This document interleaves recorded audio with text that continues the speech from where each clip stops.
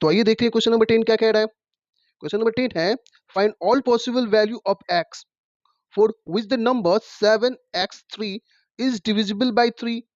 Means कि ये जो नंबर है कोई, तो यहाँ पे x है, x की कोई वैल्यू हमें नहीं पता है, तो यहाँ जो x जो है इसकी कोई वैल्यू हमें फाइंड करने होंगे, जितने भी पॉसिबल वैल्यू हो सकते हैं वो वैल्यू हमें फाइंड करने हैं।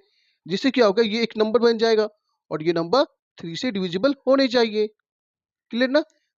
ऑल्सो फाइंड इस सच नंबर, और जितने भी अगर मान ले कि x की कोई वैल्यू फाइंड हो गए तो अब ये क्या होगा, एक नंबर बन जाएंगे, तो वो नंबर भी हमें फाइंड करने होंगे। आई बात समझ में। तो देखते हैं करके। तो इसके लिए हमें क्या करना होगा, 3 के क्या ये बोला है, 3 बोला है ना यहाँ पे कि 3 से डिविजिबल होने चाहिए ये। तो इसका मीन्स ये कि 3 के डिविजिबिलिटी रूल हमें पता होने चाहिए।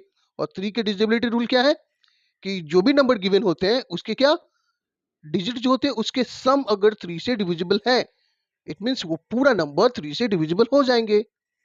ओके ना। तो यहाँ जो नंबर लिखे हुए हैं वो नंबर लिखे हुए हैं 7x और 3, ये नंबर लिखे हुए हैं, है ना। तो यानी कि x की जगह पे क्या होना चाहिए, कोई नंबर होने चाहिए, तभी तो इस सबको प्लस करेंगे। ओके, और प्लस करने पे पता चलेगा कि वो 3 से डिविजिबल है या नहीं है। तो अभी फिलहाल हमें x का कोई वैल्यू हमने फाइंड नहीं किया है और न गिवन है।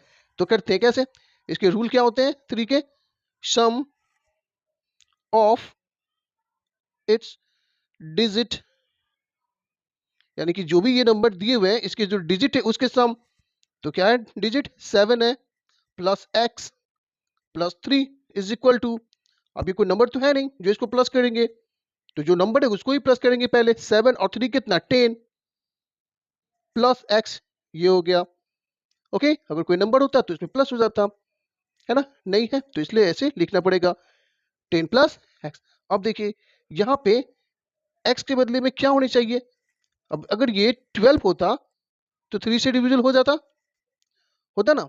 तो अगर हम यहाँ पे लिख देंगे 10 प्लस 2 इज इक्वल टू 12, ये 12 आ गया, मीन्स कि ये 3 से डिविजिबल हो जाएंगे, है ना। तो एक नंबर फाइंड हो गया 2। दूसरा 10 प्लस, अब ये x है तो और कौन से नंबर हो सकते हैं 3 से डिविजिबल, 15। तो 15 करने के लिए क्या करना पड़ेगा, x की जगह पे हमें क्या लिखना पड़ेगा 5, 10 5 15, 15 क्या है 3 से डिविजिबल है। ओके, नेक्स्ट देखते हैं 10 प्लस, अगर 6 लिख देंगे x की जगह पे तो 16 हो जाएंगे जो 3 से डिविजिबल नहीं है। 7 लिख देंगे तो 17 हो जाएंगे, 17 भी डिविजिबल नहीं है 3 से। अगर 8 लिख देंगे तो ये क्या हो जाएंगे 18 जो 3 से डिविजिबल है। ओके, यानी कि एक नंबर हमें 8 भी फाइंड हो गया। अब अगर 9 लिख देंगे x की जगह पे तो क्या हो जाएगा 19। ओके, तो 19 क्या है 3 से डिविजिबल नहीं होंगे। बाकी कोई नंबर है, बस इतने ही नंबर है 2 5 और 8, यानी कि हमें जो x के जो ऑल पॉसिबल नंबर थे, जितने भी पॉसिबल नंबर हो सकते हैं वो क्या क्या निकल गए 2 5 और 8। तुम्हारा जो आंसर हो जाएगा वो क्या हो जाएगा 2 5 और 8। उसमें क्या क्वेश्चन था कि अब अगर ये x की जगह पे 2 आ गया, 5 हो सकता है और 8 हो सकता है, तो नंबर भी लिखना है हमें। तो नंबर नंबर क्या हो जाएंगे 7 2 3, एक नंबर ये हो गया। दूसरा क्या है 7, x की जगह पे क्या 5 3, और एक नंबर और क्या हो जाएगा 7, x की जगह पे क्या 8 और ये 3। इस तरह से ये 3 नंबर हमने फाइंड कर लिए। 2 आंसर हो गए। पहला तो x के जो ऑल पॉसिबल नंबर थे वो 2 5 8, और तीसरा ये। ओके ना, सिंपल से क्वेश्चन है, बस इसको समझना है सिर्फ। तो अब देखते हैं क्वेश्चन नंबर 11। तो आइए देखते हैं क्वेश्चन नंबर 11 क्या कह रहा है। क्वेश्चन नंबर 11 है find all possible value of 5 for which the number 53y1 is divisible by 3। Means कि हमें y के वो सारे पॉसिबल वैल्यू फाइंड करने होंगे, है ओके ना, ताकि ये जो नंबर यहाँ पे दिया हुआ है वो 3 से डिविजिबल हो जाए। आई बात समझ में। चलिए, तो क्या होते हैं 3 के डिविजिबल रूल, सम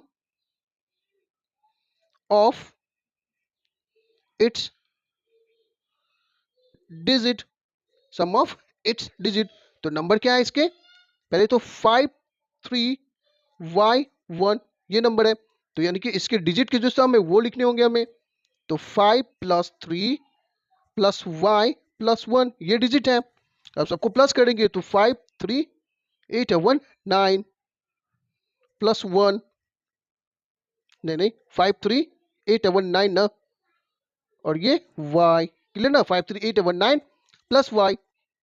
ठीक है, तो अब फिर क्या देखेंगे हम यहाँ पे कि 9 में क्या प्लस कर दें कि ये नंबर 3 से डिविजिबल हो जाए, और 3 से डिविजिबल कौन से नंबर होंगे, उसके जो मल्टीप्लाइज होते हैं वही होते हैं ना। तो अगर मान लें कि हम y की जगह पे 1 लिख देते तो 9 1 10 हो जाएंगे, जो 3 से बिल्कुल डिविजिबल नहीं होंगे। 1 सॉरी, अगर 2 लिख देंगे तो 9 2 11 हो जाएंगे, ये भी नहीं है। उसी तरह से 3 लिख देंगे तो 9 और 3 12 हो जाएंगे, ये हो सकता है ना। तो 9 प्लस 3 इज इक्वल टू 12 हो गया ना। फिर से देखते हैं एक और, 9 प्लस 4 लिख देंगे नहीं होगा, 5 लिख देंगे तब भी नहीं होगा, 6 लिख देंगे तो 9 6 15 हो जाता है। तो इसका मीन्स 9 6 15, ये भी 3 से डिविजिबल है, यानी कि दूसरा नंबर भी हमें मिल गया। 6 एक मिला है क्या, 3। ओके, जितने भी फाइंड हो सकते हैं वो करने हैं फाइंड में, ऑल पॉसिबल वैल्यू हमसे पूछा गया। एक क्वेश्चन ये भी आता है कि स्मॉलेस्ट नंबर पूछ देगा, तो समझिए कि ये सबसे छोटा नंबर 3 है, तो 3 आंसर हो जाएगा। लेकिन यहाँ पे बोला है कि ऑल पॉसिबल, कितने जितने भी पॉसिबल हो सकते हैं वो सारे नंबर लिखने होंगे। ओके, अब यहाँ पे अगर 7 लिख देंगे तो 9 7 16 हो जाता है, मीन्स कि वो होगा नहीं। अब अगर 8 लिख देते हैं, सॉरी 9 लिख देते हैं तो क्या हो जाएगा, 9 एंड 18, और ये 18 क्या है, 3 से डिविजिबल है। उसके बाद फिर 0 लिख देंगे तो फिर 9 ही आएगा, मीन्स कि हो गया। तो कौन कौन से नंबर आ गए, 3 6 9। तो यहाँ पे लिख सकते हैं वैसे all possible value of y are 3 6 9, clear ना। और इसमें एक और क्वेश्चन बोला है फिर, जैसे क्वेश्चन 10 में था कि फाइंड इच सच नंबर। तो अब अगर y के वैल्यू हमने फाइंड कर लिए तो नंबर क्या हो जाएंगे, तो नंबर क्या था 5 3 y 1। तो इस y की जगह पे हम क्या लिख देंगे, 3। तो पहले लिख देंगे नंबर्स 5 3, y की जगह पे क्या लिख देंगे 3 और 1। दूसरा फिर से 5 3, फिर y की जगह पे आप क्या लिखेंगे 6 1। एक और होगा 5 3, फिर से y की जगह पे 9 1। तो इस तरह के ये 3 नंबर हमने लिख दिए। दो क्वेश्चन था, दोनों का आंसर हमने बता दिए।